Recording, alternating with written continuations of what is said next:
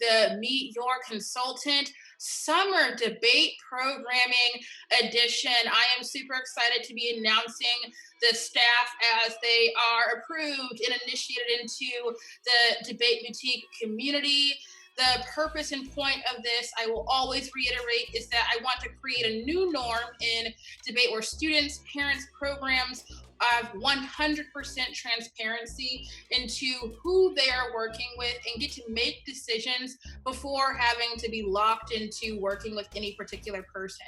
So this is an opportunity for students to learn who you could potentially be working with, what are their values, what are their credentials, how would they teach, and if this is someone who you think meets how the best way for you to learn. And reminder that Debate Boutique Summer Programming does start July 1st to 29th. So if you are a student who believes in the mission statement of nationally competitive coaching and training for an accessible amount that does not create any trade-offs based off of whatever your circumstances may be, Debate Boutique truly is doing some innovative and fun things that I think would work for any student, has proven to in terms of our, if you care about bids and trophies and things like that, we have translated to that, but more importantly, we have created a really awesome community of support, accessibility, and engagement that the new norm in debate, if I have the last thing to say about it. But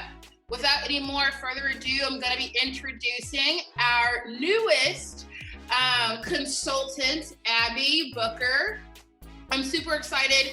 She has many credentials. Look at the smile and glow of her skin, so you already know it's going to be a great interview process, but we are going to get started in that, so let's do this. To be here. Thank you for doing this whole interview process for me and for the students. The first question that I have for you that I'm sure a lot of folks would be wondering is, who are you? What are your debater credentials as a competitor? And for students that care about success, because somehow that translates to how folks will coach you. I'm kidding, but folks care.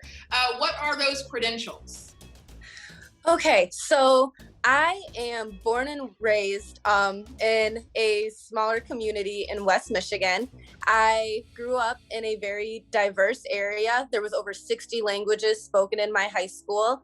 And I had never heard about debate until I was a freshman in high school. And my older sister had joined the debate team because at our school, you're required to take one type of speaking course. So she joined the debate team, and I was sitting at home watching her pack so she could go debate at Harvard and travel the country. And I'm a freshman in high school who became very needing of this type of travel, wanting to be able to explore the world and communicate with different people. And I had never been someone who was very into politics and philosophy until I joined the debate team. So my sophomore year, I joined my high school's debate team, and our school, East Kentwood, we had great success within the Midwest area, but we weren't a nationally known school. We had several varsity members in the past who had done amazing at different national tournaments, but we often didn't continue to have a steady stream of success. So we were expected to be the school who showed up to tournaments, maybe had a team or two break, but not a team that you would see getting bids or competing at the TOC or even winning national tournaments. Has definitely been a push at this time in high school for there to be more critical styles of debate, but there still is quite a bit of lashback from coaches and judges. So being two young Black women from a school that nobody really knew much about, debating at this national tournament, and in the Midwest, we love our policy style debate. So that was another, hurdle to jump over. We ended up going into our first round, not knowing the team that we were debating against and beating them. And it turns out they were the top seeded team in the nation. So we were totally flabbergasted, and so was the entire tournament. So at Glenbrooks, they're like, who is this team that just defeated this team that has multiple bids already? top seeded team in the nation, top speakers in the nation. And we basically made our mark. That's when we started to begin to impact debate. So because now attending my senior year for debate, unfortunately, my partner from my junior year no longer was able to debate anymore, and there wasn't really anyone else on the team who I felt like is going to have that same ambition to succeed the way that I want to in terms of debating nationally.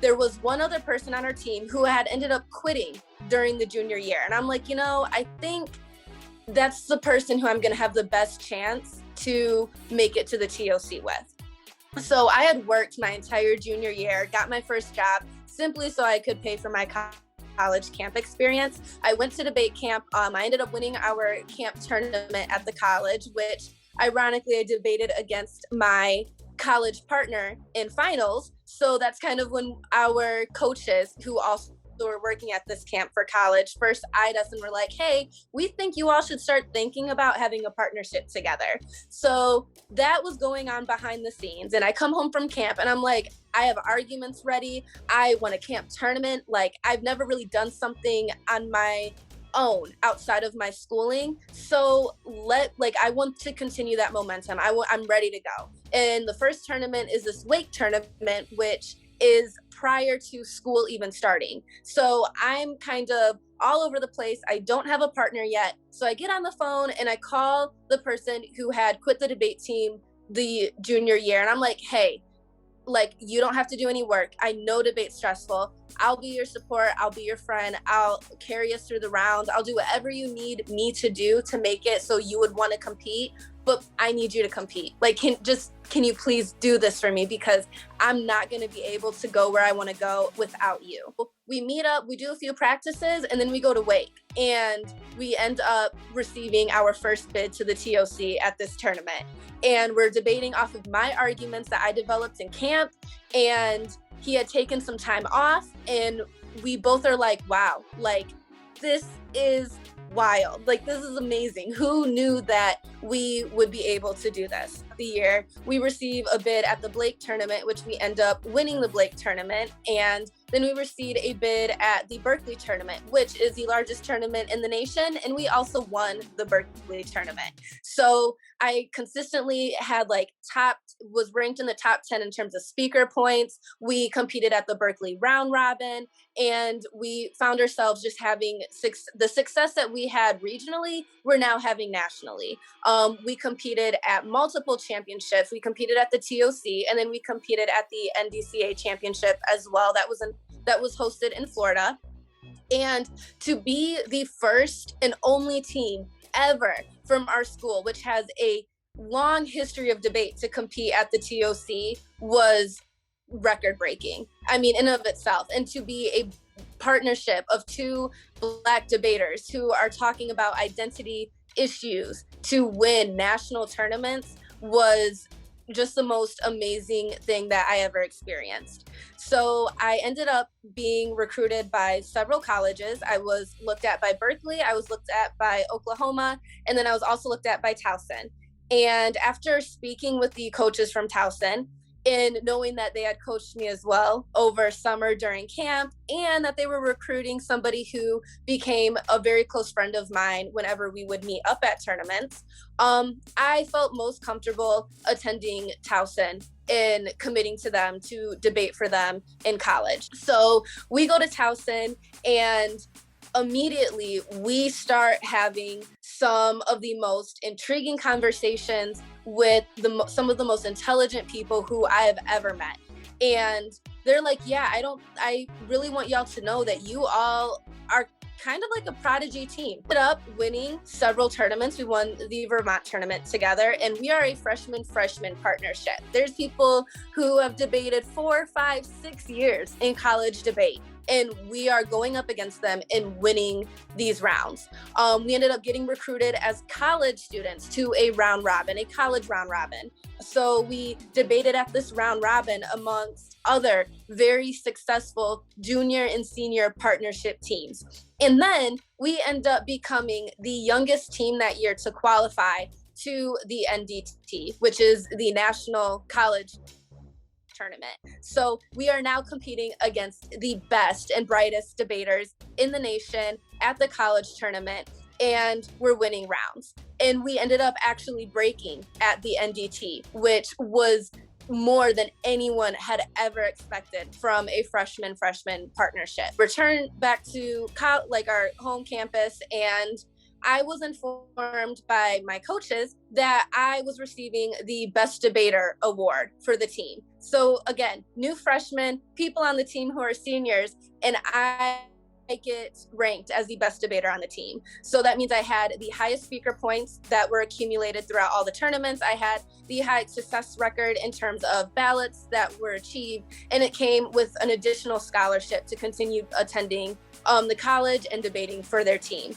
So that was like awakening in the fact that I finally realized I'm not just good at debate, like I'm really good at debate. I guess I'm tooting my own horn here, but I was not the debater who, uses big words. I'm not the debater who can quote philosophy and scripture and all of the extra ethos type things that debaters do. I'm the debater who walks into the room and talks like a very normal everyday person, and to be able to have just a conversation with somebody and create such an impact and win these rounds that I never thought that I would win before allowed me to realize you can enjoy your own glow for a little bit, realize you're an amazing debater. That is, hey, I heard it. I also knew I lived it. But I know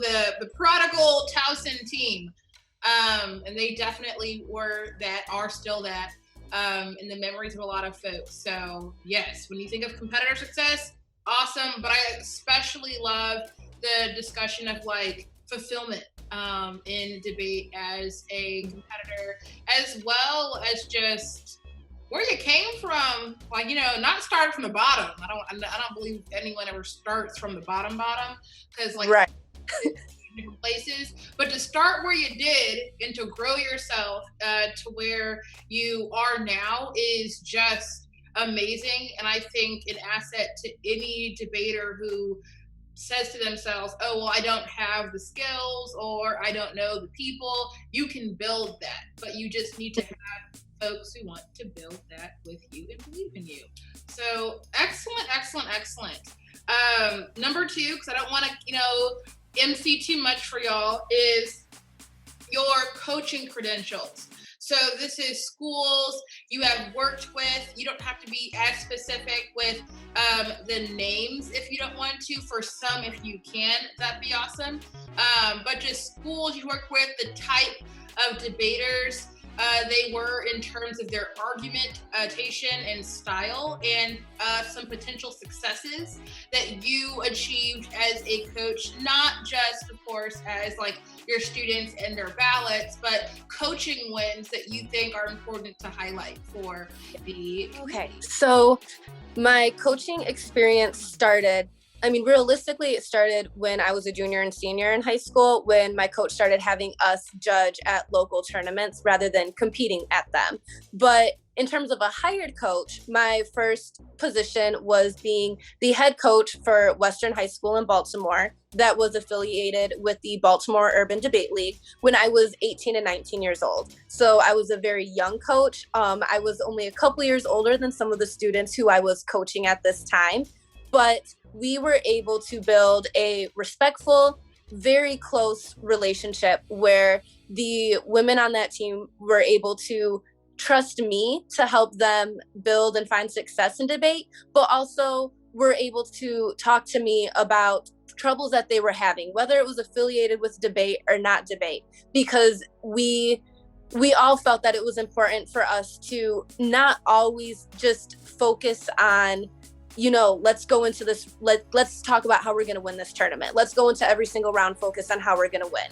Because in debate, like I had talked about previously, it is very mentally draining. And it is socially draining. And a lot of debaters aren't people who really enjoy talking to people all the time. And that's all you do when you're at practice and when you're at tournaments. So this was when I first started realizing, when I was coaching these women, that I need to step outside of the traditional ways that coaching happens and make sure I build a relationship. And I don't want to say necessarily a friendship, because at the end of the day, it's still professional. I'm still your coach.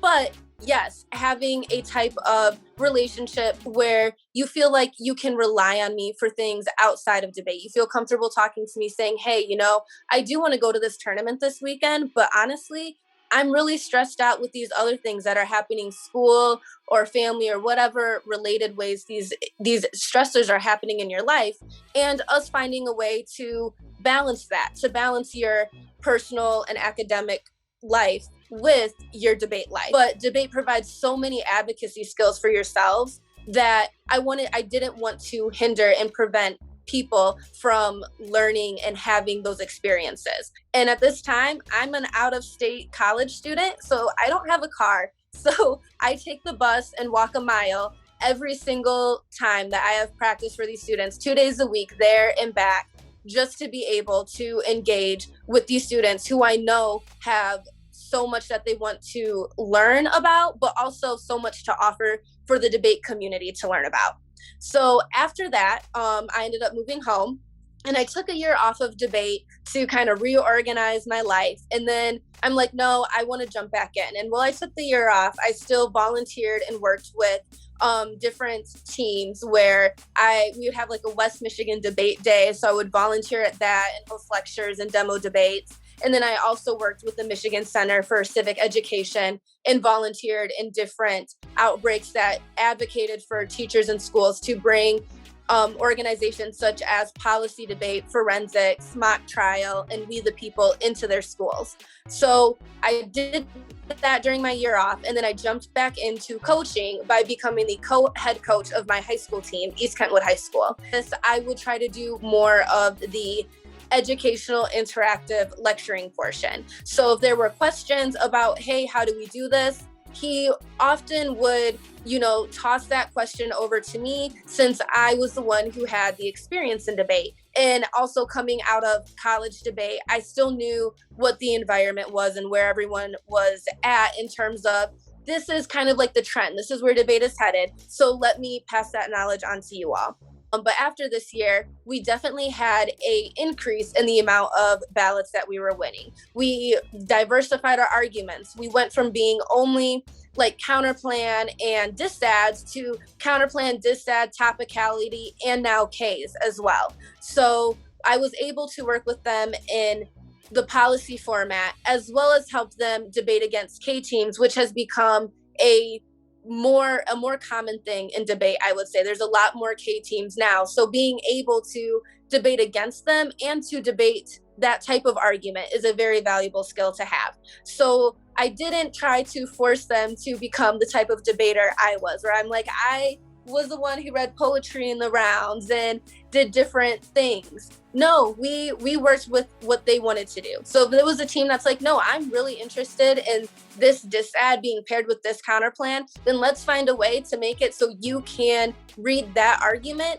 in almost every situation, since you really love this argument. So I did research for the students, not necessarily like for myself. And I think that was something that I pride myself in, being different as a coach, where I'm not focused on, I know this works, so this is what we're going to do. It's everyone has their own way of making things work for them. So it's my job as a coach to adapt my style to fit what you need. The last thing to say is I also worked with a team that was an independent team. And this team, I worked with them at the same time that I was coaching East Kentwood, and we didn't overlap in tournaments, so it was able to structurally work. But this team was an independent team who came from a school who only focused on policy, and they wanted to branch away from that. So there was one individual who's like, hey, I really want to step out and I want to start doing something different in debate. And they reached out to me and asked if I'd be willing to work with them. And I'm like, of course, I'd be more than happy to work with you. So I drove the several hours away to meet their family. And so that way their family would be comfortable knowing that I'm about to take their student as the only chaperone to multiple national tournaments around the nation. And we built that relationship. We would have practices at that student's house to allow their family to be, witnessing what it is we're doing, the education that we're doing, and the way that I am as a young adult coach. And then we had to find them a partner because unfortunately the first partnership that we had created, it didn't work out for us to continue having that partnership. So we ended up finding a partner that was one of their close friends, but lived in the Upper Peninsula of Michigan. So this is a good 6 hours away from where we both are. Yet we made it work with Zoom calls and Skyping and organizing a meet time so that way we could meet both sets of parents and everyone could feel comfortable talking about the logistics before each tournament. Then we would have tournaments where some of them I drove. So I drove us all the way to New York, for example. And then some of them we flew. So we flew all the way to Wake Forest together. And this team went from having one person who never competed in debate and another person who had only been constricted to policy debate and having a difficult experience to then qualifying to the TOC. And as an independent team, that is an amazing defeat because you also have to appeal to be accepted at the TOC as an independent team. It's not just like, oh, hey, you won the bid, so now you get to attend. You actually have to then advocate for why it's fair for you to attend as an independent team to prevent teams from creating like superpower teams and picking the top kids from around the nation to just formulate the best team they can. And they did that. And I was a part of the journey with coaching them, but they were the ones who reached out to me. They were the ones who told me what tournaments they wanted to go to. And even though there may have been some tournaments that financially would have been easier for us to do, they knew what it was that, like who it was that they wanted to compete against. They knew where they wanted to go to get the best types of debates that they could have. I don't think it really gets much better than that, y'all, in terms of a good coach. As somebody who did not really have that, I'm very, very acute to when it does happen, when good coaches are in the presence of students. And this is very much so the vibe that Abbie gives off to me, as well as just like her experience and the way that she's talking to you all, the community, for what coaching looks like for her. And so, yeah, y'all, it matters a lot, the support system that you have going into debate and who is there to not only craft your arguments, but to support the individual crafting it. And there's a part of what you said that I really, really loved.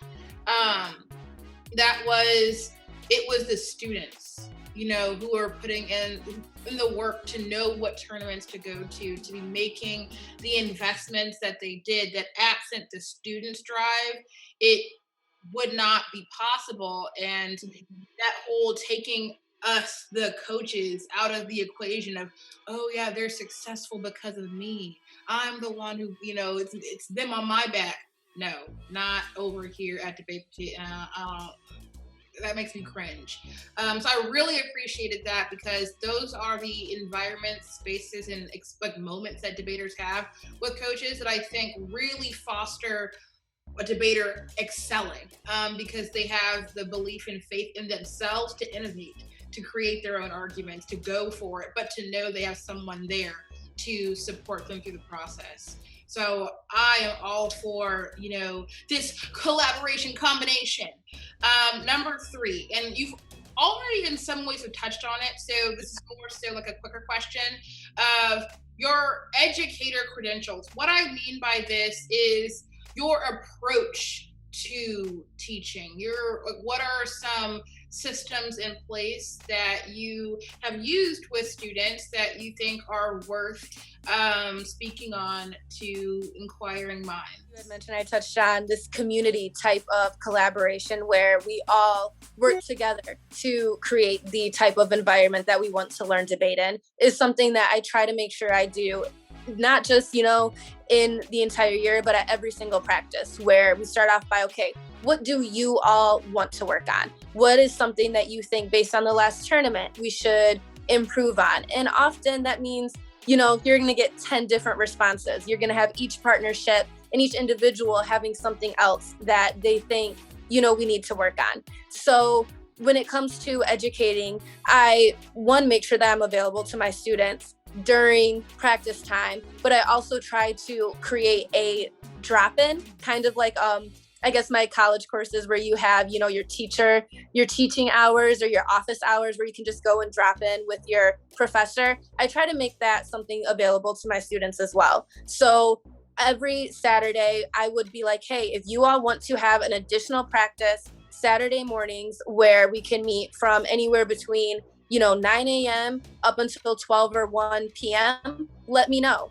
And we don't have to do it, but it's just if you feel like there's something that you want to work on, that space is available for you. So I want my students to know, like, yes, at the end of the day as coaches, we do have lives. We have other responsibilities and things going on, but we're still here for you. And we're here to work around whatever, it is that you need to work around. And I try to be conscious as well as of the power of language. In debate, as debaters, we use a lot of words, and sometimes we desensitize ourselves to how we communicate with others, and we don't always invest emotion, or it becomes so performative with always investing emotion that it loses that genuineness about it. So I try to make sure that I build a relationship with my students outside of debate. I try to ask them questions of, how is your day going? How is your dog? How was your vacation? Things that are about their lives that aren't focused on debate. So they know that I'm not looking at them as just another number, another ballot, another, possible check for the future. I'm looking at them as individuals, as people, people who are outside of the team, people who have lives, who have, successes and failures that aren't associated with debate. And to be somebody who is supportive in every way that I possibly can. And at times that means, you still have to set certain boundaries as a coach. You still have to have some of those hard conversations of, hey, practice is a thing, or hey, what's going on? Because I noticed that some of the ways that we're communicating with other people on the team aren't the way that we should be communicating. You still have to be able to have the authority to have those hard conversations, but creating that balance of caring for them, but also making sure that they have respect for you has been the best teaching style that I could have. And it's translated to success, and it's translated to continual relationships with the people that I have coached. Which is a good transition into what are the type of students that benefit from your teaching style. Before we had started the recorded version of the interview, we talked about how people learn.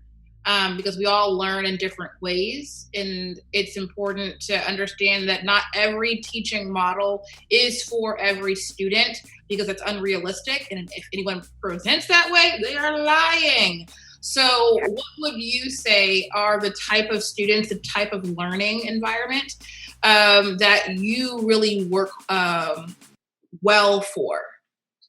So I think since I am such a communicative type of educator, I work best with students who begin to know what they want to do with debate. And that's not saying walk in and you're like, oh, hey, I have everything figured out. But students that have an inquisitive mind where they want to find, how they want to debate for themselves rather than be told how they want to debate.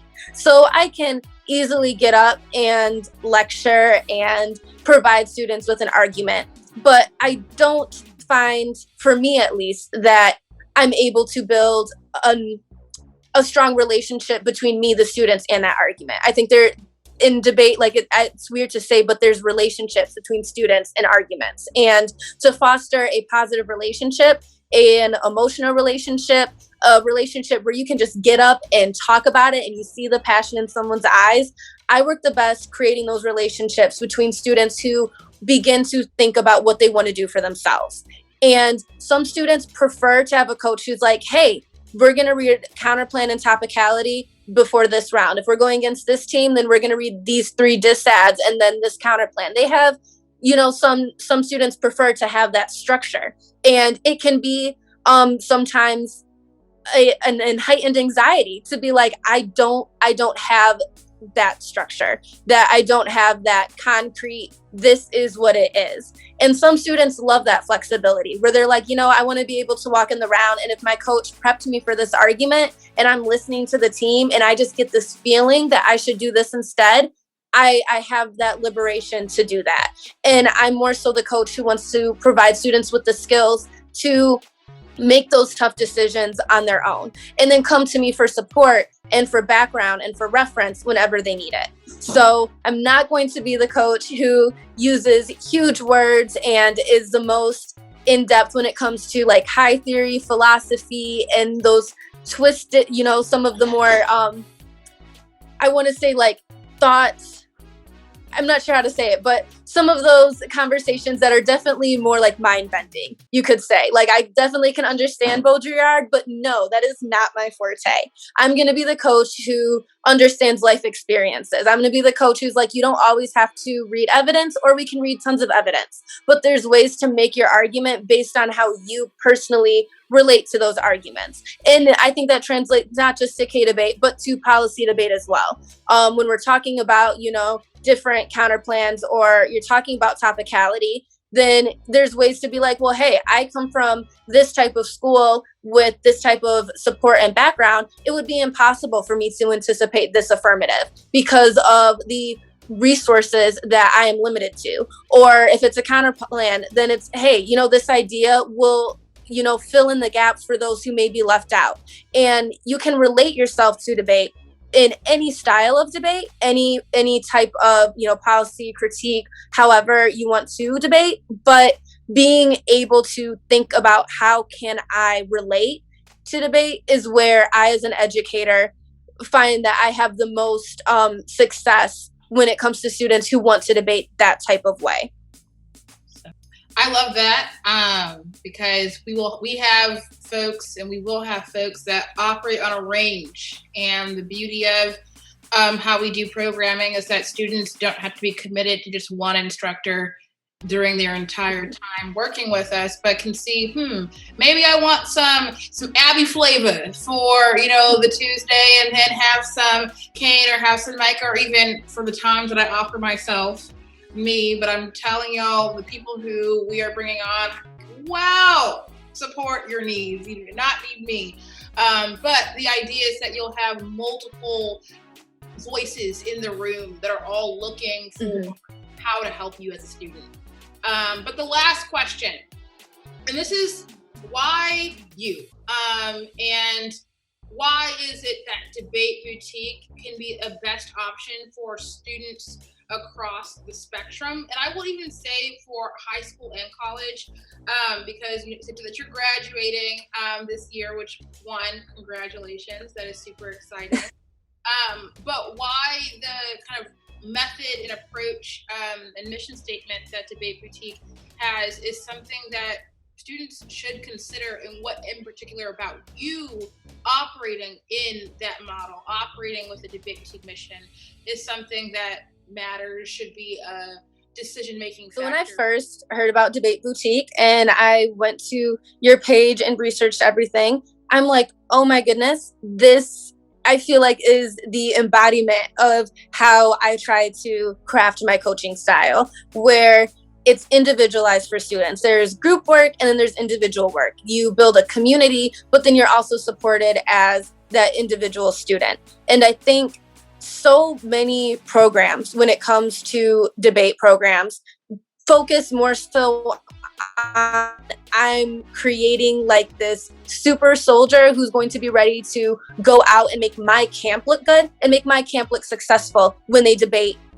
at tournaments throughout the years. And it's not to say that, other camps do not have amazing staff, or that other camps don't also cater to students as well. But Debate Boutique is designed to support the individual as well as the partnership. It's designed to help that individual figure out what do they want to do in debate. And it gives you choice and advocacy skills. And I think that that makes the most successful debater is when you start making choices for yourself, when you get to sit back and decide, which educator do I want to work with? Because now you are advocating or thinking and theorizing about what's going to be the best environment for you. And that's all debate is. That's all we do, is go into the round and discuss what's going to be the best solution to a problem.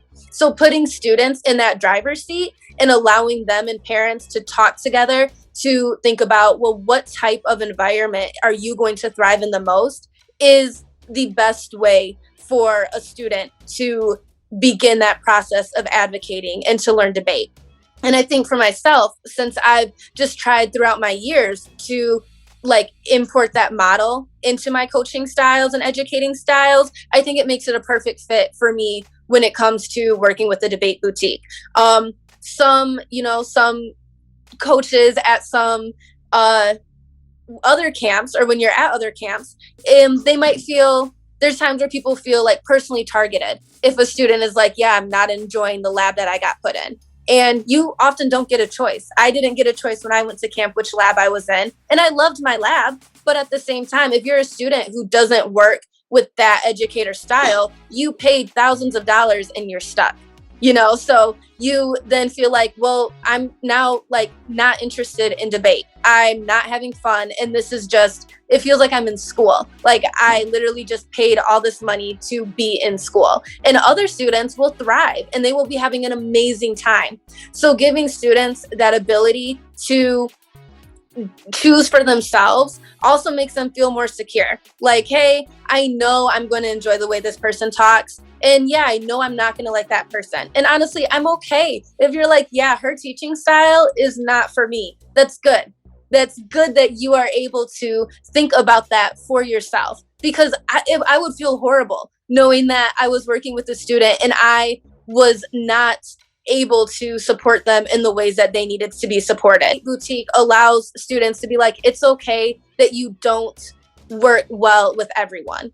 And I think we kind of are living in this era where it's kind of like half the time it's like people don't owe you anything. And the other half of the time we're teaching people that you have to be super nice and super, caring towards everyone. It's not that you can't be an amazing person, but it's also okay to set boundaries for yourself and be like, yeah, that's just not my cup of tea. And that's fair. Everyone has their own preferences, and preferences are important because then that allows you to know what you want for your life, what you want in your life, and giving students that chance to decide what camp experience they want. And if they want to work with me versus, work with somebody else, then it allows for the students who make that choice to feel more comfortable, confident, and dive right into these conversations that hopefully we can have, at camp. Because you're like, hey, I picked you for this reason, and this is what I want to work on. And I'm like, let's do it. Let's go. We're both excited. Not just one person feeling like I'm here and trying to lecture a bunch of students, and then the students feeling like,